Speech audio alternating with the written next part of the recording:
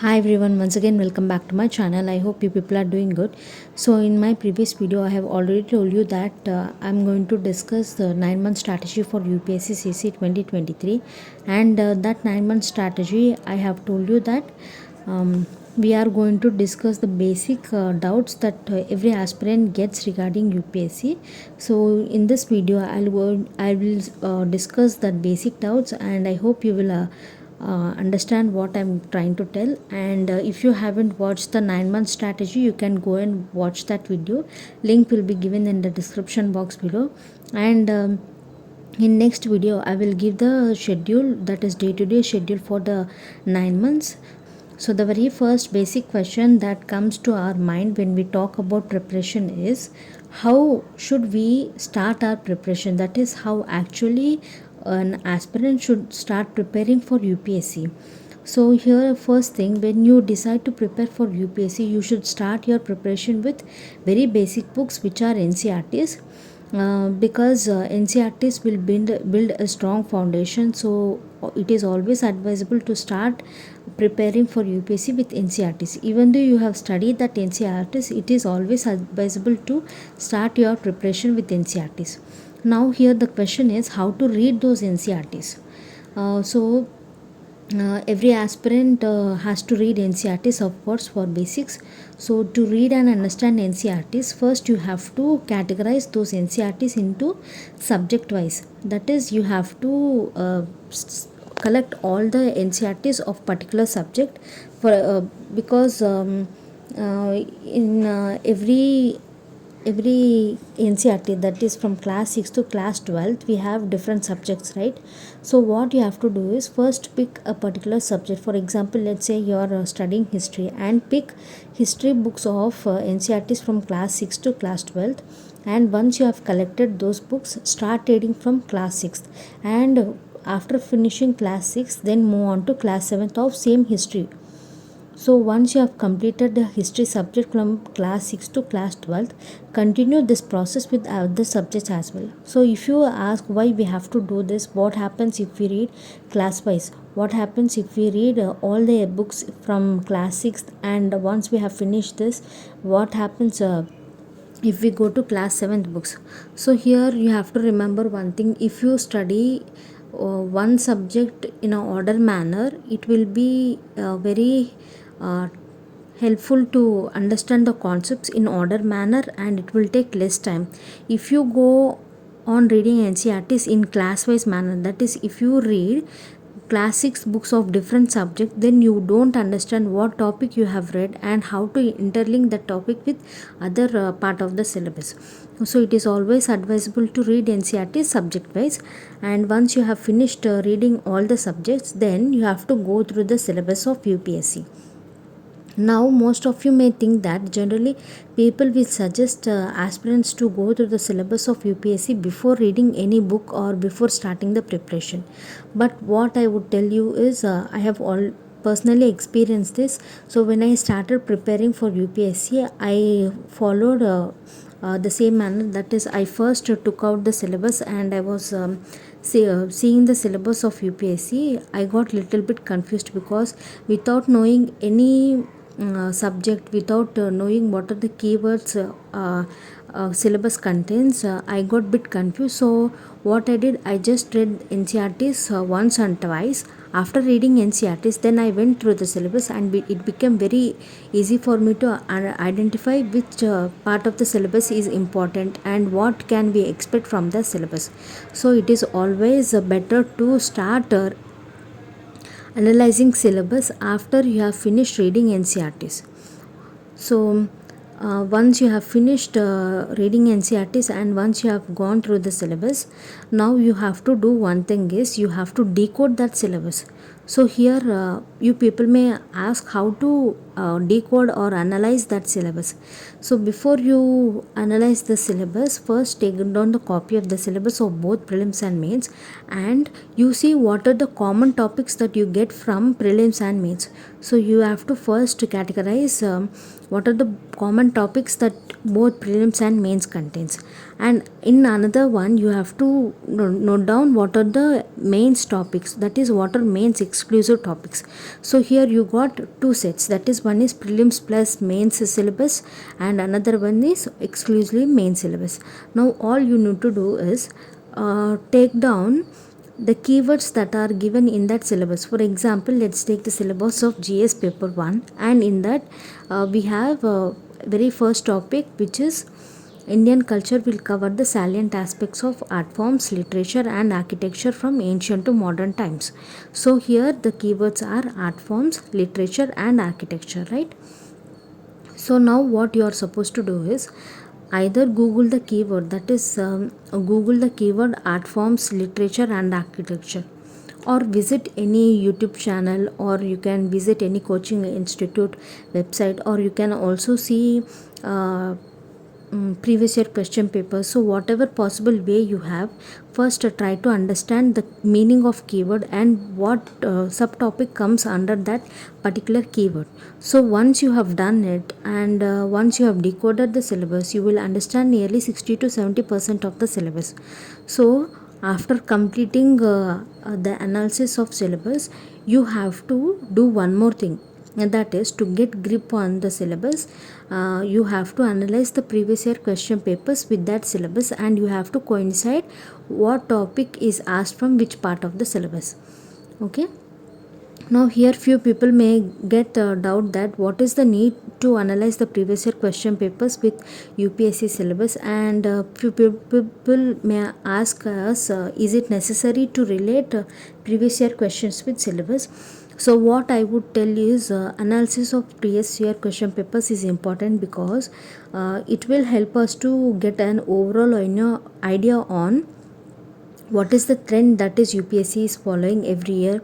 And if you relate previous year question papers with the syllabus, you will understand few things like weightage, nature of questions. You will also understand the format that questions are being asked in the exam. So it is important to analyze previous year question papers, and once you have analyzed them, you can also make a self assessment. So this is how you go through the syllabus and previous year question papers. And after this, the next thing you are supposed to do is you have to choose a particular book list, because you have already studied your NCERTs, you have decoded your syllabus, and you have gone through the previous year question papers. Now you will understand which book is useful for UPSC and which book can help for us to prepare the topics in a better way. So now coming for the book list, so as I already told you, the basic books for both prelims and mains are NCERTs, and in this NCERTs also some people may read NCERTs from class 6th to class 12th. Some people will read only from 9th to 12th. That depends on their availability of time and on their capacity, because some people don't have conceptual knowledge and they wanted to get a strong base, so they will read from class 6 to class 12. Some people already who have studied NCERTs before and already who have that concept, they will read only from 9th to 12th, and some people who have lack of time will read only 11th and 12th NCERTs. So here I have given a list of NCERTs that can be followed by anyone. So for geography you can follow class 6th to class 12th NCERTs, and for history, if you want to read old NCERTs, you can follow Ancient India by R.S. Sharma, which covers whole ancient Indian history. Medieval India by Satish Chandra, this covers whole medieval history. And Modern India by Bipin Chandra. So these three are the old NCERTs that you can follow. And from new NCERTs you can read from class 6th to class 10th NCERTs, and in class 12th NCERTs you can read themes in world history, that is 1 2 3. So these are new NCERTs. And coming to economics, if you want to get a deeper understanding, you can read from class 9 to class 12. And here in class 12 we get two books. In that you can read only macroeconomics books. Introductory microeconomics is not that important, so you can skip that. And from political science you can read 11th NCERT, which is Indian Constitution at Work and Political Theory. Two books are there, you can read both of them. From 12th standard you can read Contemporary World Politics and Politics in India since independence. So from political science you can read these four NCERTs. And in addition to this, if you people want to prepare society, you can also read sociology books of class 11th and 12th also. So generally most of the people will read these NCERTs as a basics. And once you have finished these NCERTs, for prelims what you can do is, for prelims, for history NCERTs are sufficient, and for geography also NCERTs are sufficient. And if you want extra topics, that can be covered in mains as well. And for political science NCERTs and Lakshmikant. For economics NCERTs and Indian Economy by Nitin Singwan. And in addition to this you have to read economic survey and budget. And for international relations you can read current affairs. If for current affairs newspaper is sufficient. In addition to this newspaper you have to follow some basic websites. For CSAT you can follow verbal and non-verbal reasoning, which is a book of R.S. Agarwal, and some basic SSC books. So these are the books that can be followed for prelims. And for mains, in GS paper 1 we get art and culture and history. For this you can read Indian art and culture by Nitin Singhania. And for world history you can read Story of Civilization by Arjun Dev, which is NCERT. And for modern history you can follow Spectrum Publications book. So next coming is geography. And for geography along with NCERTs you can read Certificate Physical and Human Geography by G.C. Leong and Atlas. And for society I already told you, you can follow NCERTs.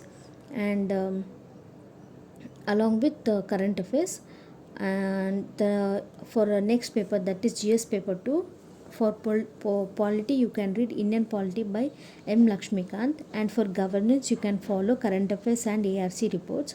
And for international relations you can follow current affairs.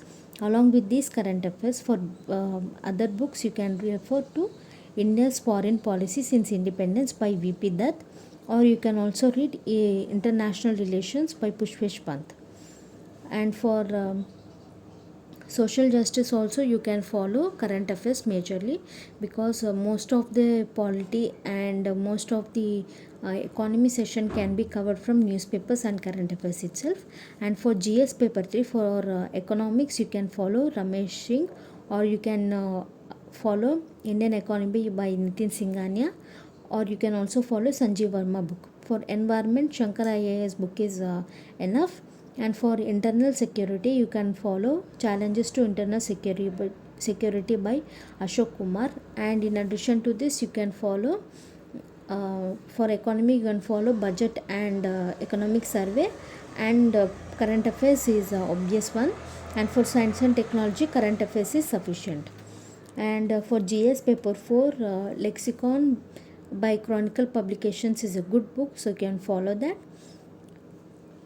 And as I already told you, for current affairs we have to refer some other websites also.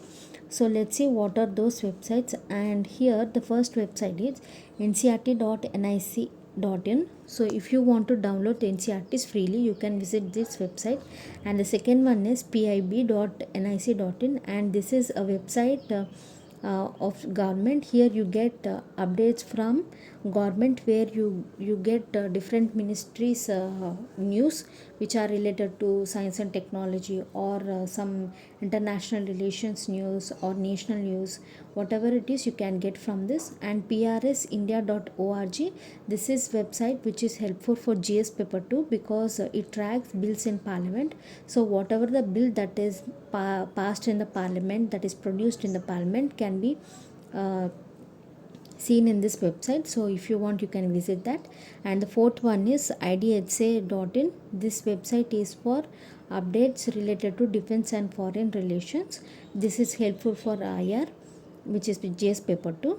And the next one is arc.gov.in, and this is official website of administrative reforms and public grievances ministry. So here you can get ARC reports on governance and ethics. So this is about current affairs and its other sources, and the book list that you should follow for prelims and mains. And now coming to another important point, that is when and how to start writing answers. So most of the aspirants have this doubt also, because some people will suggest you to write answers on the day one. Some people will tell you to start practicing once you have finished your syllabus. So what I would tell is, once you have built your basics, that is once you have finished reading NCERTs, and when you move to standard books, and when you start reading your newspaper, when you are confident that I have covered 30 to 40% of the syllabus of UPSC, then you can start writing answers. And these answers should be done every day for at least 30 to 60 minutes, depending on number of questions you are practicing. For example, let's say you have completed your 50% of the syllabus, and you wish you want to start practice answer writing. So for this, all you need to do is, as you are reading newspaper every day, try to write one answer related to current affairs, and in addition to this, try to write one answer related to the static topic that you have already covered from the 50%. So what happens is, when you are writing two answers, you will be habituated to deal with current affairs based answer, and you will also write you will also understand how to write dynamic part answer. So this should be done every day, and once you are done writing, ask some of your seniors or mentor to review what you have written, and identify the mistake what you have done and correct them, and repeat this process every day, and eventually you will get habituated. And after 2 to 3 months of practicing answer writing, you will improve a lot. So this is the only way you can do answer writing. So it is advisable to start writing answers once you have completed 30 to 40% of the syllabus. So now the most important question is, how to identify whether we are giving our best to preparation. So what is the time to attempt mock test, and when should we join test series? So here what you are going to do is, you have already started your preparation, you have finished your NCERTs, you know how to read current affairs, you know what are the sources that you want to follow, you know when to start answer writing practice. So once you have done all these things, when you are perfectly fine with the preparation process, that is when you feel that uh, you have completely known about the syllabus of UPSC, and when you feel that you have capacity to attempt 60 to 70% of the paper, that is mains paper, when you have the capacity to uh, write 60 to 70% of paper, then you can join for test series. You can join for any coaching institute test series of mains. So once you have completed 70% of the syllabus, you can join the test series, and you can give not daily, you can give test series twice in a day, not twice in a day. You can write that answers thrice in a week. Sorry, you can write test series thrice in a week, so that what happens, you will understand the exact exam pressure, what will be the situation when you are writing the exam, and how to deal with the whole test series, how to deal with the whole exam paper, and how to manage the time, how to write all the answers within 3 hours. All these things you will understand when you start attempting a test series. Now coming to mock test, so mock test is for only prelims and test series is for mains.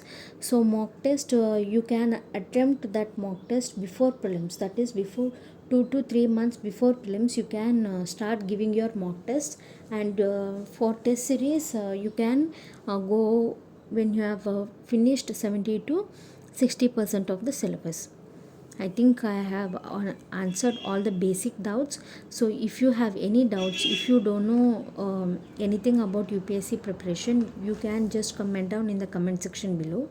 And I hope you have understood what I'm trying to tell. So that's all for today. And if you like this video, please like, share, and subscribe to my channel. And thanks for watching.